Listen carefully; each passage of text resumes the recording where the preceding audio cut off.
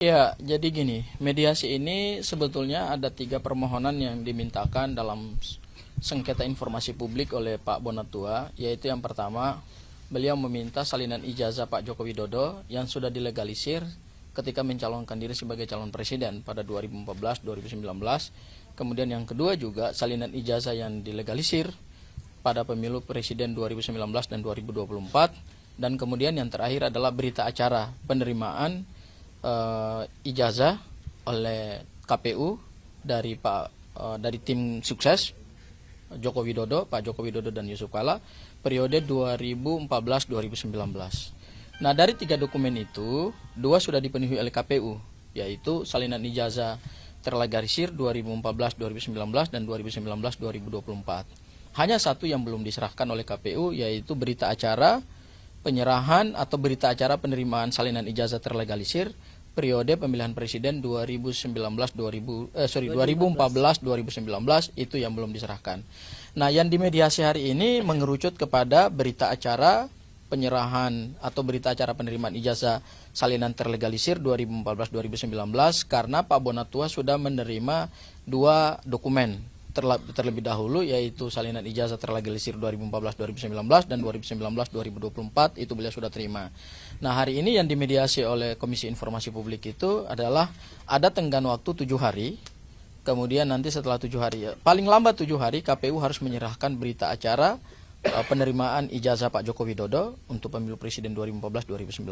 Sementara untuk sengketa yang berkaitan dengan ijazah Pak Joko Widodo itu akan masuk dalam proses adjudikasi. Artinya akan disidangkan oleh komisioner terkait dengan ada 9 item informasi publik yang ditutup oleh KPU. Tadi memang juga dimediasi agar supaya ada beberapa permintaan apakah bisa dibuka nggak oleh ke publik. Tawaran dari KPU tadi sebetulnya mereka hanya ingin memperlihatkan saja 9 item informasi yang ada dalam ijazah Pak Joko Widodo yang ditutup selama ini, yaitu ada tanda tangan rektor, ada tanda tangan dekan, ada tanda tangan pejabat UGM yang mengesahkan ijazah, kemudian nomor seri, kemudian tanggal lahir. Pokoknya intinya ada 9.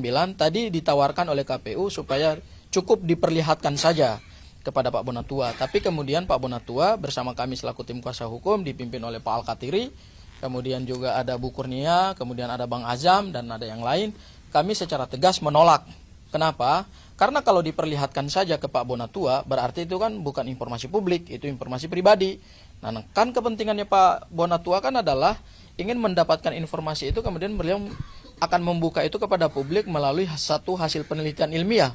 Oleh karena itu, kesepakatan kami tadi bersama KPU adalah kami akan menantang KPU dalam proses adjudikasi. Sehingga nanti ujung daripada proses adjudikasi itu kami harapkan Komisi Informasi Pusat bisa secara imperatif memaksa KPU supaya 9 item yang mereka tutup selama ini itu kemudian bisa dibuka dan diserahkan kepada Pak Bonatua demi kepentingan penelitian ilmiahnya. Mungkin itu yang bisa saya sampaikan ya, mungkin Pak Bu Kurnia bisa tambahkan sama Bang Azam ya. Habis Bang Azam, Bu Kurnia, habis Bu Kurnia baru kemudian ke Pak Bonatua. Jadi saya cuma mau menambahkan dari 9 item yang disebut tadi itu kaitannya dengan pasal 4 KIP.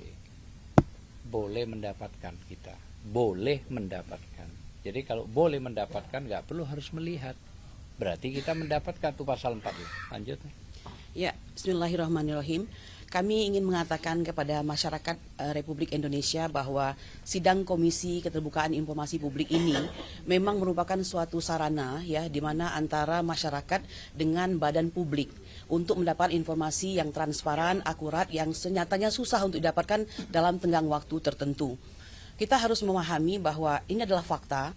Ada semacam lembaga-lembaga publik yang tersandra pada hari ini hampir 10 tahun terakhir.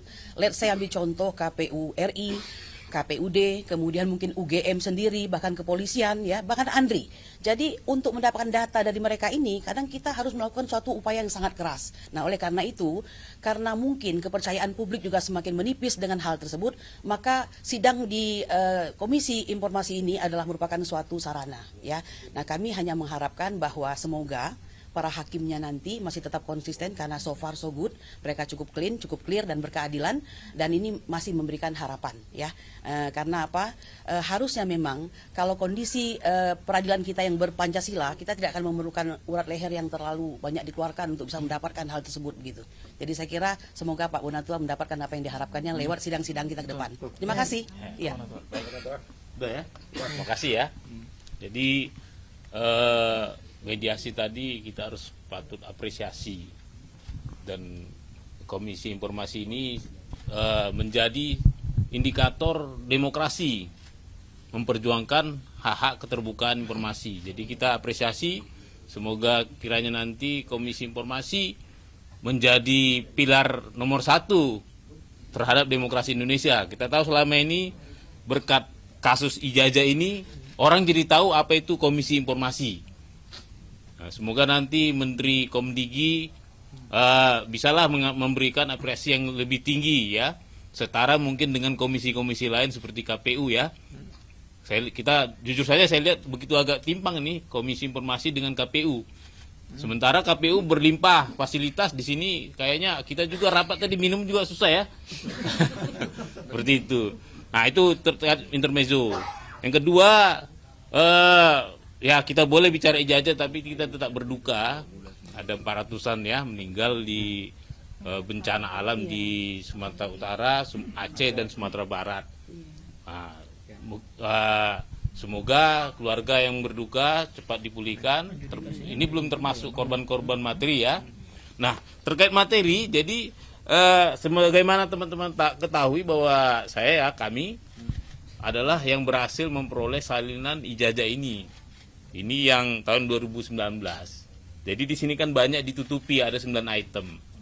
Nah, ini sebenarnya hanya sebatas kertas kalau tidak ada dokumen verifikasi yang mengalaskannya, yaitu dokumen-dokumen verifikasi. Inilah yang saya minta di mediasi tadi, karena untuk ijazah tahun 2019 itu sudah diberikan, tapi untuk ijazah 2014 itu belum diberikan sama sekali. Kita kan ingin tahu sebenarnya ini yang dikasih fotokopi ini apa sih? Apa sih bukti-bukti yang mengalaskan bahwa ini bukan sekedar kertas? Bukti pendukung lah. Bukti pendukung. Dan ini juga kita pakai untuk menjadi bukti-bukti di pengadilan, termasuk di MK.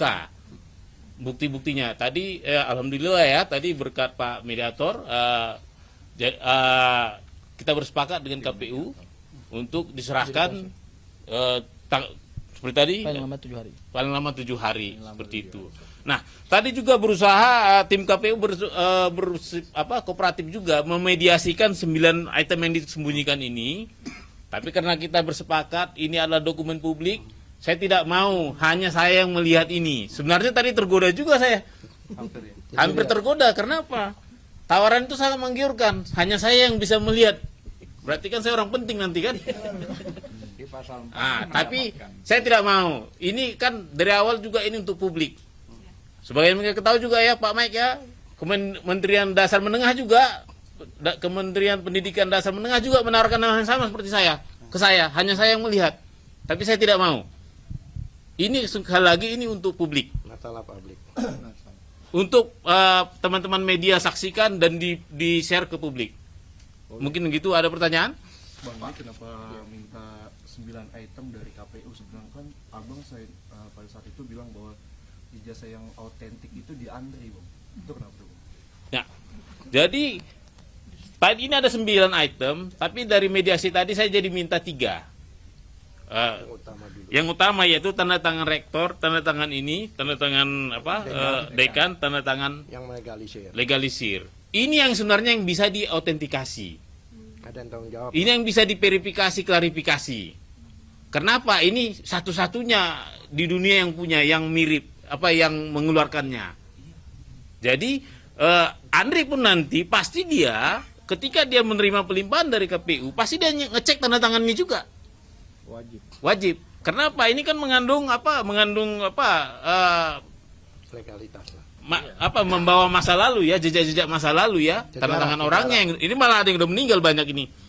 Seperti itu. Artinya tidak bisa direproduksi lagi tanda tangannya. Kalau yang nomor-nomor ini kan tinggal ketik aja. Nah, tulisan lagi tinggal dibuat ya. Seperti itu. Pak, tadi yang ditanya nggak yang dimasukkan berkas ke KPU itu apakah A4 seperti itu ataukah ijazah sebenarnya kan lebih besar?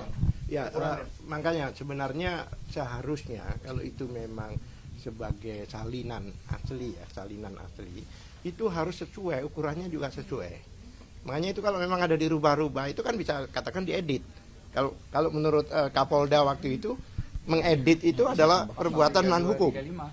Ya kan? Ya, kalau dikatakan mengedit, ya KPU yang mengedit. Kalau kawan-kawan kita RRT dan sebagainya itu menganalisa, tidak pernah merubah atau memindahkan.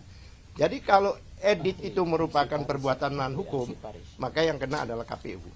Karena ini menurut kami ini bukan persyaratan yang dikecualikan. Tanda tangan itu nggak ada, baik di Undang-Undang Keterbukaan Publik maupun Undang-Undang Data Pribadi, tidak ada tanda tangan. Kita aja rapat aja kita semua tanda tangan, nggak ada di rapat biasa tanda tangan. Seperti itu. Tadi satu hal lagi yang menarik, KPU hanya mengatakan bahwa Lonatua aja yang boleh melihat, katanya sesuai pasal 4. Dia hanya satu poin di pasal 4 yang A saja. Padahal di situ ada boleh ini menganalisa bahkan mendapatkan, tidak dibaca. Jadi hanya informasi aja bahwa hanya dapat dilihat. Kami suruh waktu itu, tolong baca semuanya dong, jangan separuh-separuh. Terdiam. Ini memang karena dokumen publik ini sudah bikin milik pribadi lagi, tapi milik publik. Nah itu.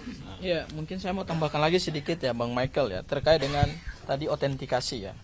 Jadi berdasarkan keterangan ahli arsiparis dalam melakukan autentikasi terhadap ijazah terlegalisir fotokopi memang harus disandingkan dengan yang asli. Kenapa? Di situ ada 3 item utama yang akan dilihat. Yang pertama adalah formatnya yang dilihat. Formatnya sesuai nggak dengan asli, ya. Kemudian yang kedua dilihat isinya. Isinya tuh inilah 9 item yang ditutup ini, ya kan? Akan diautentikasi rektor yang tanda tangan, dekan yang tanda tangan, pejabat yang mengesahkan, kemudian tanggal pengesahan, kemudian nomor induk ijazah, kemudian tanggal lahir dan seterusnya. Ini namanya isi. Kemudian yang ketiga akan dilihat adalah struktur daripada ijazahnya gitu ya. Struktur itu berarti semua daripada item-item ini sesuai nggak sih dengan struktur aslinya. Nah, ini yang sampai hari ini kita tidak pernah mendapatkan kepastian dari KPU apakah memang sudah dilakukan autentikasi apa belum.